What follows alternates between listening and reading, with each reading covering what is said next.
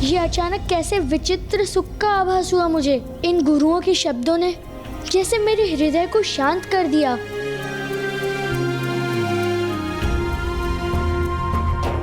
मैंने आप दोनों गुरुओं को बहुत कष्ट पहुंचाया है, किंतु फिर भी आपने मुझे आयु, समृद्धि और संपन्नता का आशीष दिया। मैं कृतार्थ हूँ। मुझे आपके प्रति अपने दुष्ट आचरण के लिए क्षमा कीजिए गुरुवर। मेरा पुत्र इतना विनम्र भी हो सकता है? विश्वास नहीं होता। ये तो अवश्य इन नवीन गुरुदेव का ही प्रभाव है। तुमने क्षमा याचना की है पुत्र। अपने भूल का आभास होने पर ही उसके सुधार का आरंभ होता है। मेरा यह वचन सदा स्मरण रखना युवराज सुबोध। ईश्वर को ढूंढना ही हमारा सर्वोच्च धर्म है। आज के बाद जो भी करोगे उसमें सदा एक ही उद्देश्य निहित होना चाहिए कि ईश्वर के निकट पहुंचने का मार्ग सुनिश्चित करना। प्रणाम।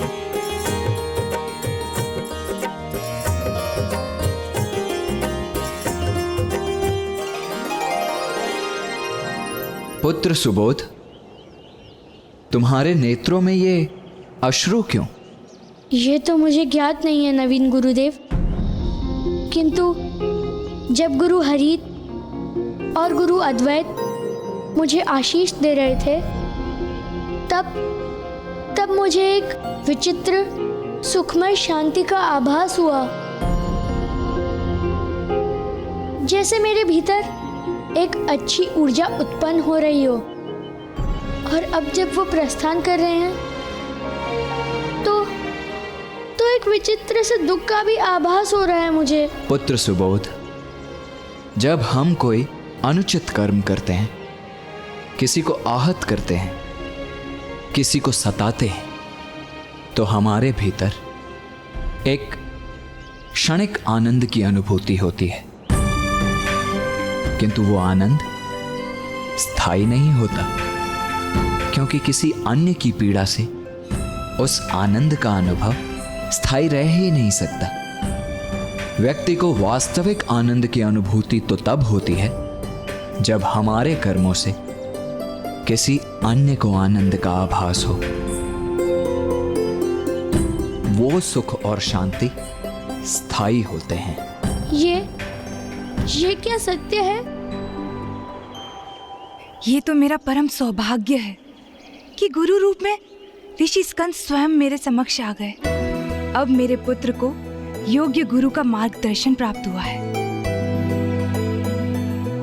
अपने पुत्र की शिक्षा दीक्षा देखकर स्वामी भी कितने प्रसन्न होंगे।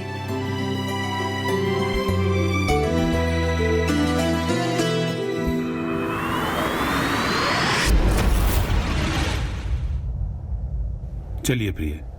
कहाँ स्वामी? ज्ञानरी वैकुंठ पहुंच चुका है, यह ज्ञात करने कि गणेश कहाँ है। यहाँ के पूर्व ज्ञानारी ब्रह्मलोक गया था। ब्रह्मदेव ने उससे दो शब्द क्या कह सुन लिए, वो क्रोधित हो गया। अब इसके पूर्व कि मैं उससे वार्तालाप करूं और वो और क्रोधित हो जाए, हमें यहाँ से प्रस्थान करना चाहिए। नारायण! बताइए मुझे, गणेश कहाँ है?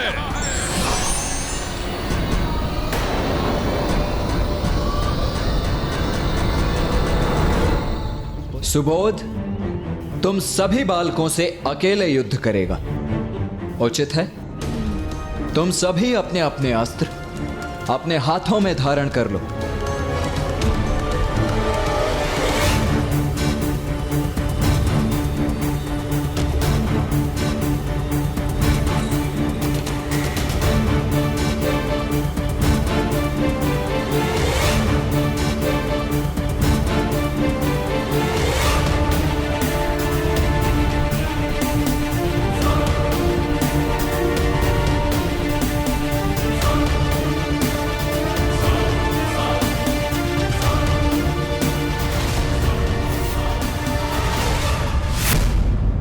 जाओ।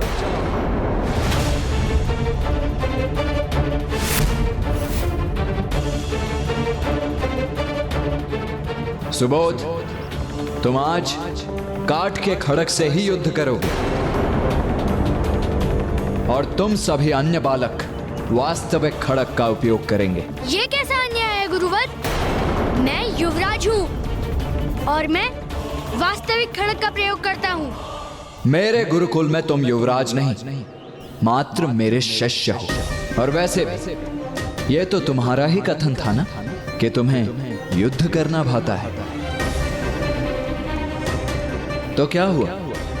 यदि इतने ही पराक्रमी वीर हो तो काट के ही खड़क से युद्ध करो इनसे।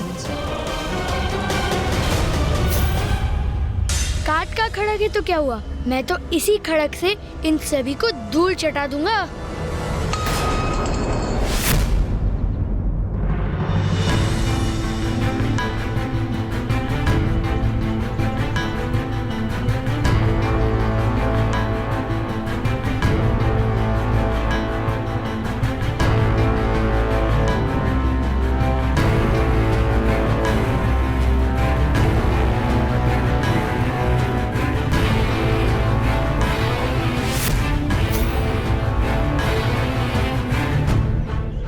अब युद्ध आरंभ करो।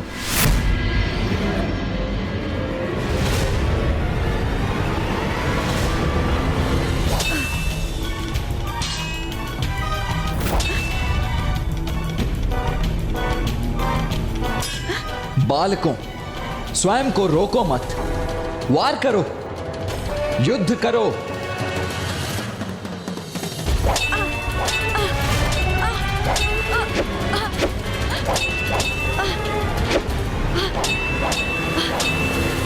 पीछे क्यों हट रहे हो?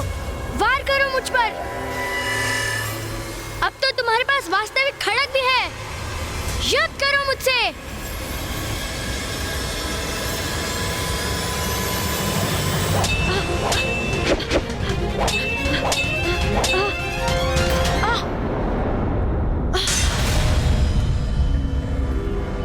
तुम्हारे पास कितना उत्तम अवसर था मुझ पर वार करने का, फिर रुक क्यों गए? कहीं आप आहत ना हो जाए। किंतु मैं तो तुम पर वार कर रहा हूँ, निरंतर तुम्हें आहत कर रहा हूँ। और आज से पूर्व भी जब भी हमने युद्ध का अभ्यास किया है तो मैंने तुम्हें वास्तविक खड़क से आहत किया। हम नहीं चाहते थे हमारी वजह से आपको चोट पहुँचे, इसलिए हमने कभी आप पर वार नहीं किया। अर्थात मैं कल तक जो इनके साथ कर रहा था वो अन्याय था, स्वार्थपूर्ण अन्याय, वो भी उनके साथ जो मुझे तनिक भी अहित होने नहीं दे सकते हैं।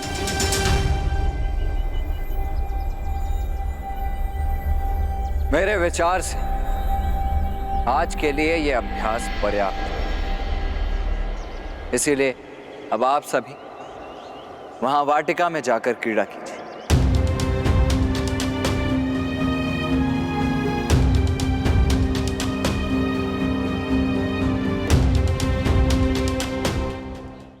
क्या हुआ पुत्र सुबोध? ऐसे स्तब्ध क्यों खड़े हो? गुरुदेव, मैंने सदैव इनके साथ निर्दयता का व्यवहार किया, इनको कष्ट भी पहुंचाया। आज जब इनके पास मुझ पर वार करने का अवसर था, मेरे द्वारा इनको पहुंचाए गए कष्ट का प्रतिशोध लेने का अवसर था, तो इन्होंने अपने आप को रोक लिया। किंतु क्यों गुरुदेव? उन्होंने ऐसा क्यों किया?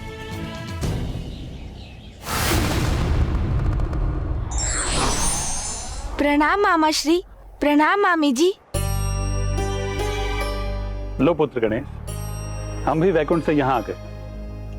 अब बताओ क्या करना है? मामा जी, मुझे विश्वास है अब ज्ञानारी स्वर्गलोक जाएगा। देवताओं से मेरे बारे में प्रश्न करेगा। कदाचित वो क्रोधवश उन पर आक्रमण भी कर दे और देवता उसके प्रति उत्तर में उससे युद्ध करेंगे। किंतु यही तो नहीं चाहते हो पुत्र गणेश तुम, कि देवताओं में और असुरों के मध्य एक बार और युद्ध हो? हाँ फूफा जी, इसीलिए तो मुझे अभी इसी क्षण देवराज इंद्र के पास जाकर इस विषय में चर्चा करनी होगी। मुझे तत्काल देवराज इंद्र और अन्य देवताओं को जाकर ये समझाना होगा कि हिंसा का प्रत्युत्तर हिंसा से नहीं अपितु प्रेम और स्नेह से दिया जाना चाहिए, तभी मेरी युक्ति सफल होगी।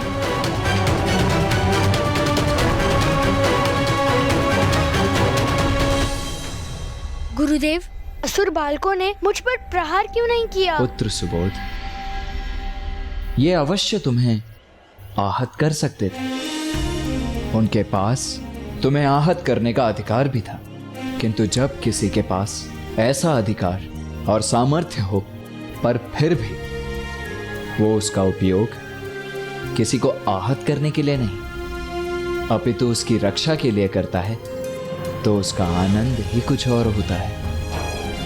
हिंसा प्रति हिंसा का भाव हमें आनंदित नहीं करता सुबोध। वो तो परस्पर प्रेम ही है जिससे हम आनंदित होते हैं।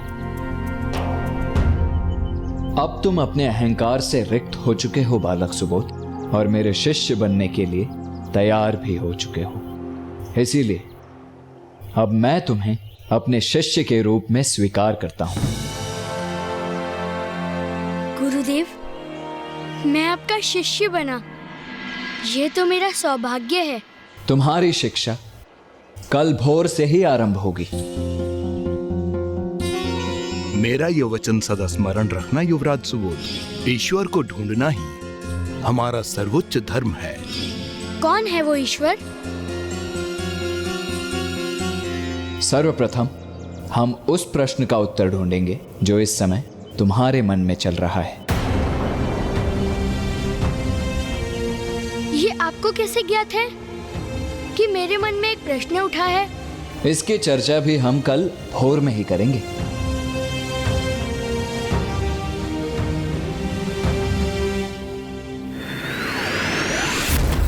गणेश जी, यदि ज्ञानरी अपनी असुर सेना के साथ स्वर्ग पहुंच चुका है तो हमें यहीं रुककर उसका सामना करना चाहिए, उससे युद्ध करना चाहिए।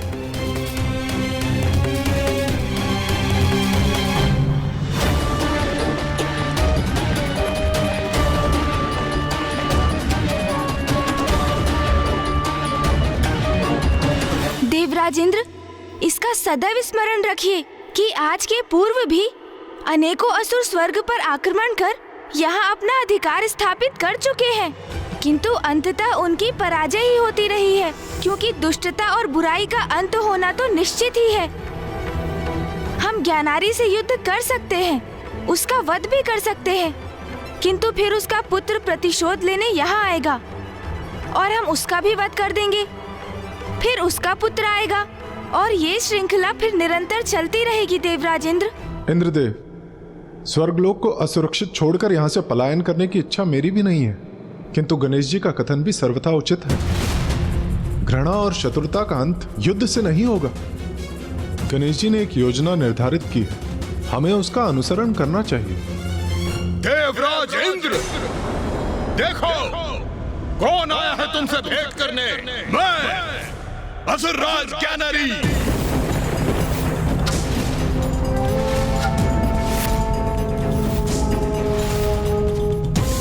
इंद्रदेव, अब सोचने विचारने का समय नहीं है, ये समय निर्णय लेने का है। यदि ज्ञानारी की दृष्टि हम पर पड़ गई तो युद्ध छिड़ जाएगा और ज्ञानारी की पराजय होगी, और फिर तब ज्ञानारी का पुत्र सुबोध और भी प्रतिहिंसा का भाव लिए यहाँ पहुँच जाएगा।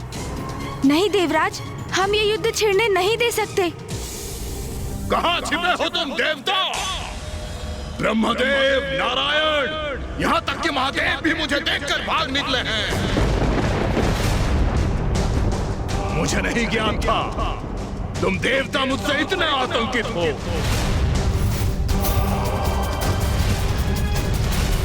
इस अभिमानी की धृष्टता का दंड तो इसे मिलना ही चाहिए। देवगण, यही समय है, अभी अदृश्य होना पड़ेगा आप सभी को।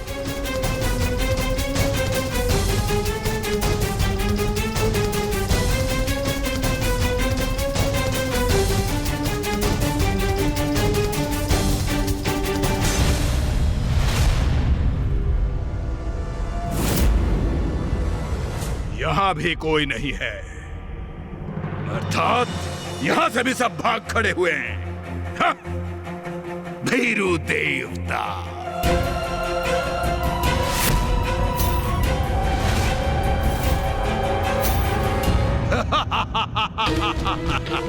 ये तो गणेश जी का आदेश है, अन्यथा इसकी इस उद्दंडता का उचित दंड मैं अवश्य देता।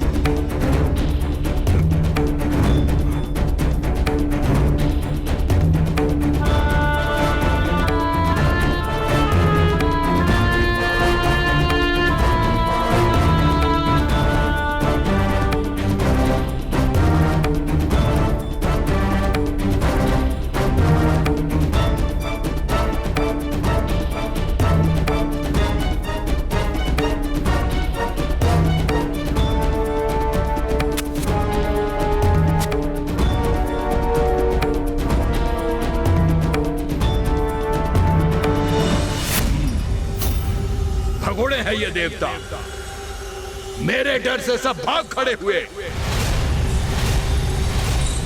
देखिए पिताश्री, मैंने अपना प्रतिशोध पूर्ण किया। अब मैं हूं त्रिलोक का अधिपति, मैं असुरराज ज्ञानारी, मैं त्रिलोक का नवीन राजा हूं और मेरा पुत्र सुबोध मुझसे भी अधिक सामर्थ्यवान बनेगा, मेरा योग्य उत्तराधिकारी होगा। हम पिता पुत्र संपूर्ण ब्रह्मांड में विजय प्राप्त करेंगे।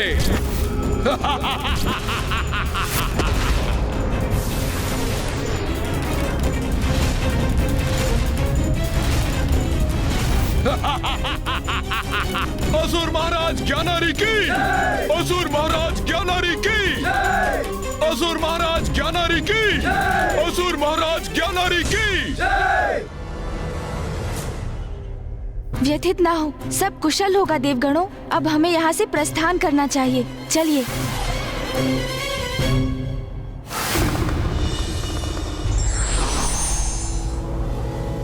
भैया, अब हमारी योजना की सफलता, विनाशकारी युद्ध श्रृंखला का अंत, सब कुछ आप पर ही निर्भर करता है। अब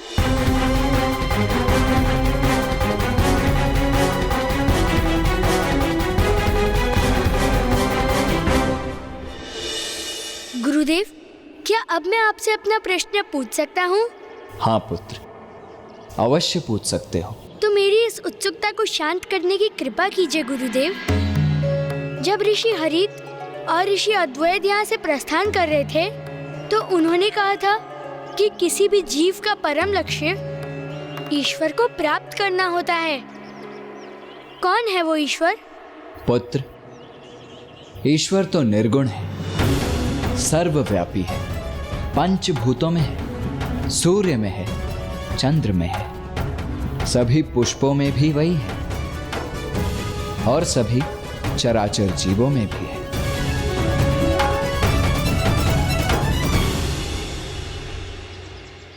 तो गुरुवर, क्या ईश्वर इस नन्ही सी चींटी में भी है? हाँ पुत्र, ईश्वर तो ब्रह्मांड के कण कण में समाहित है।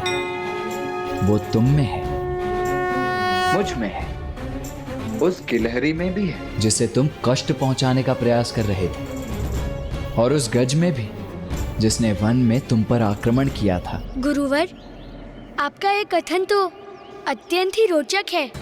आपने कहा कि ईश्वर निर्गुण है, वो सब में है, किंतु क्या उनका कोई अपना स्वरूप नहीं? कभी कभी समय के अनुसार सृष्टि को जब उनकी आवश्यकता होती है, तो ईश्वर सगुण रूप भी धारण करते हैं।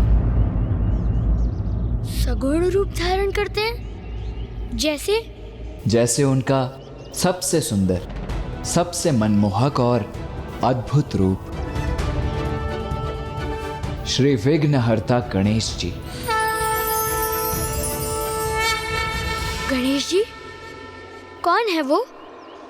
और वो कैसे दिखते हैं? अर्धनारीश्वर रूप में आदि शक्ति एवं महादेव प्रकट होते हैं, जो समस्त सृष्टि के कारक एवं कारण है। उनके इस रूप का अर्थ है ईश्वर ना तो मात्र स्त्री शक्ति है और ना ही मात्र पुरुष शक्ति, अपितु वो उनसे भी सर्वोच्च है, जिनका कोई लिंग या आकार नहीं होता। और उन्हीं निराकार परम ब्रह्म के स्वरूप है विघ्नहर्ता श्री गणेश।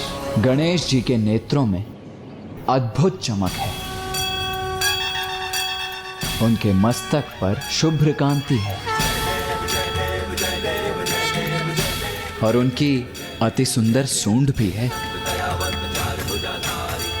उनका रूप, उनका सौंदर्य मनमोहक, अतुलनीय है। गणेश प्रथम पूज्य देव हैं, जिसका अर्थ है किसी भी पूजा में सर्वप्रथम उनकी ही पूजा होगी।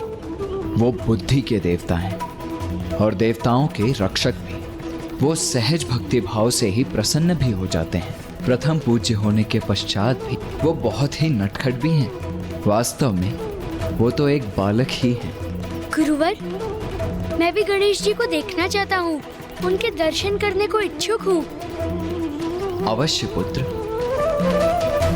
गणेश जी के दर्शन हेतु तुम्हें उनके मंत्र का उच्चारण करना होगा, और उनके मंत्र का उच्चारण तुम तब तक नहीं कर सकोगे जब तक तुम उसके प्रत्येक अक्षर में डूब नहीं जाओगे। मैं करूँगा जाप, अपनी पूरी निष्ठा और भक्ति से। उचित है। ओम गं गणपतये नमः। ओम गण गणपते नमः। ओम गं गणपतये नमः। ओम गण गणपते नमः। ओम गण गणपते नमः। ओम गण गणपते नमः। असुर महाराज ज्ञानारी की, असुर महाराज ज्ञानारी की।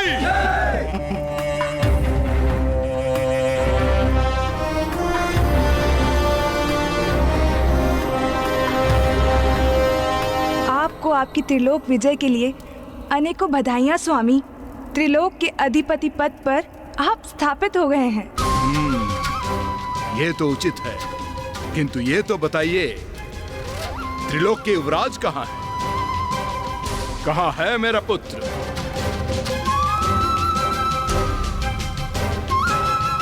आपको ज्ञात है स्वामी, सुबोध को एक नवीन गुरु प्राप्त हुए हैं। जब से उन्होंने उसे शिक्षा देना आरंभ किया है, कितने परिवर्तन आ गए हैं उसमें। परिवर्तन? कैसा परिवर्तन? अब वो बहुत भोर से उठकर नियमित रूप से अपने पाठ सीखने जाता है। संपूर्ण दिवस ध्यान लगाकर वो एकाग्रता से शिक्षा प्राप्त करता है। अब तो उसका क्रोध भी शांत हो गया है। हाँ, अब वो अन्य बालकों को प्रताड़ित भी नहीं करता है, अपितु उनकी सहायता करता है। अब तो वो मांसाहारी भोजन भी नहीं करता है। क्या? अर्थात ये गुरु मेरे पुत्र की आसुरी प्रवृत्तियां नष्ट कर रहा है। कौन है ये नवीन गुरु? और मेरे पुत्र के सभी को आतंकित करने वाले स्वभाव को परिवर्तित करने वाला ये कौन होता है? कहाँ है वो? बताओ मुझे, कहाँ है वो? गुरुकुल में स्वामी। गुरुकुल? स्वामी, उसे अपने पाठ को समाप्त करने दीजिए। शांत रहो तुम। मैं जब चाहूंगा अपने पुत्र से जाकर भेंट करूंगा। पाठ का समय है तो होगा। समय का बंधन मुझे रोक दे, यह क्या संभव है? स्वामी,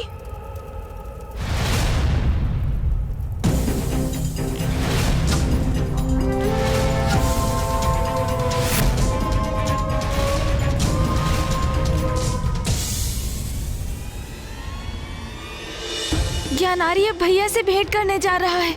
यदि ज्ञानारी ने उनसे कुछ अनुचित कह दिया तो भैया आवेशित हो उठेंगे।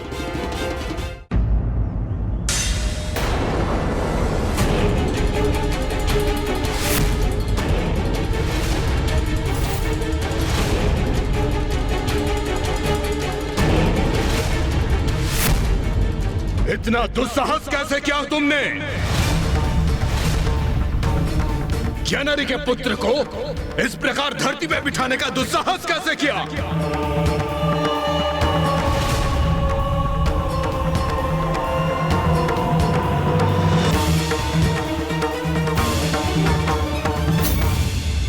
हे ऋषि, मेरा प्रश्न नहीं सुना तुमने? लोक विजेता असुर राज ज्ञानारी के पुत्र को इस प्रकार धरती पे बिठाने का दुस्साहस कैसे किया तुमने? ऐसी दृष्टि गाड़े मुझे क्यों ताक रहे हो? मौन क्यों हो? मेरे प्रश्न का उत्तर दो। पिताश्री, प्रणाम पिताश्री।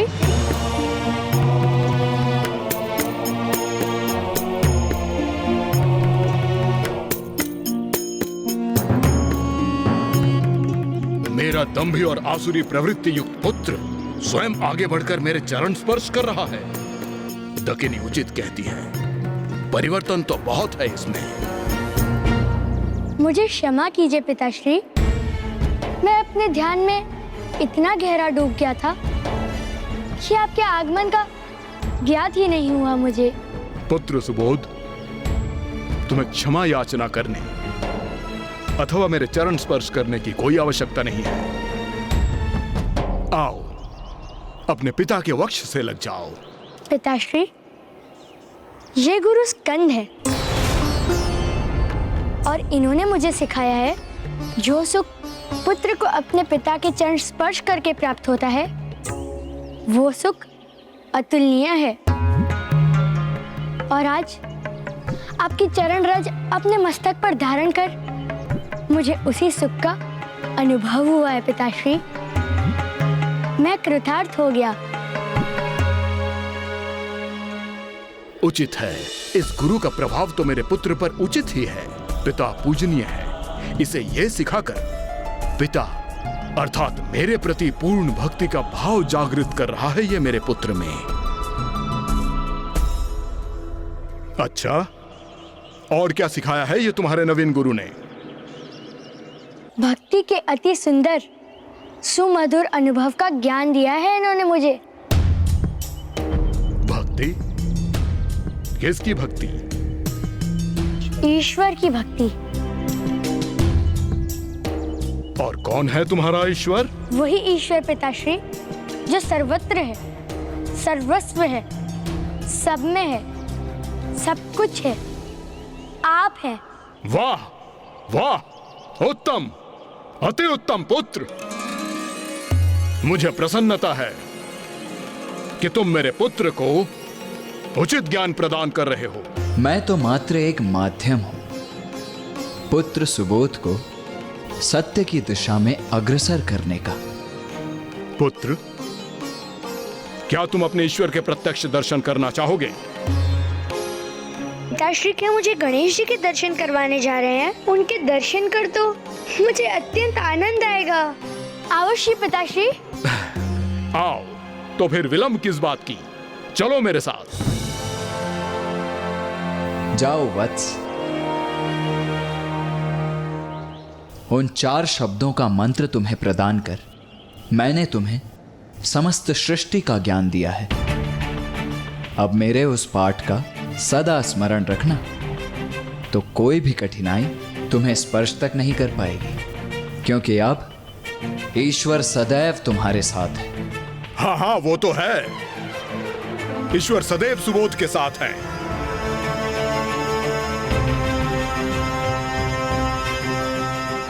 मुझे आशीष दीजिए गुरुवर।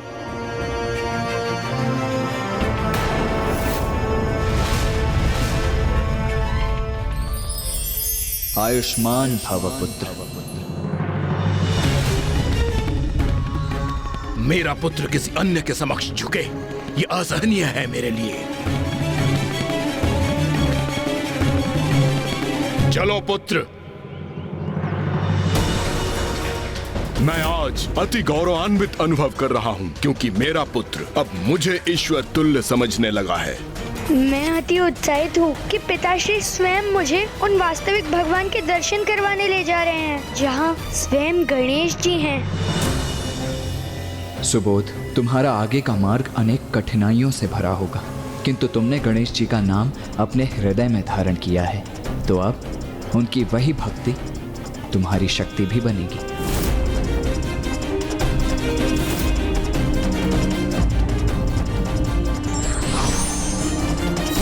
सच्चा गुरु ही हमें सदैव ईश्वर की भक्ति और सत्य का मार्ग बता सकते हैं।